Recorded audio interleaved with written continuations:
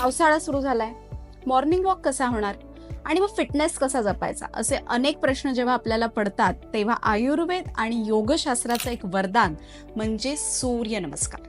तुम्हाला fitness maintain ठेवायचा आहे तर दररोज सूर्यनमस्कार घाला.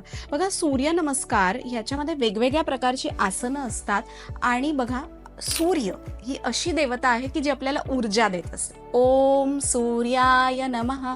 सूर्य ही अशी देवता आहे की आपल्याला तेज देते. जेव्हा आपण सूर्य नमस्कारामध्ये प्रथम प्रणामासन करतो की ज्याच्यामध्ये आपण नमस्कार करून हात वरती करत असतो की आपल्यामधली ओंकार शक्ती जागृत होते.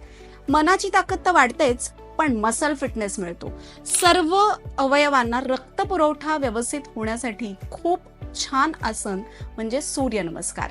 जर तुम्ही नियमित असे सूर्यनमस्कार घातलेत तर आरोग्य तर उत्तम राहतो, जठराग्नी उत्तम राहतो. म्हणजे काय, तर आपलं पचन उत्तम राहतं.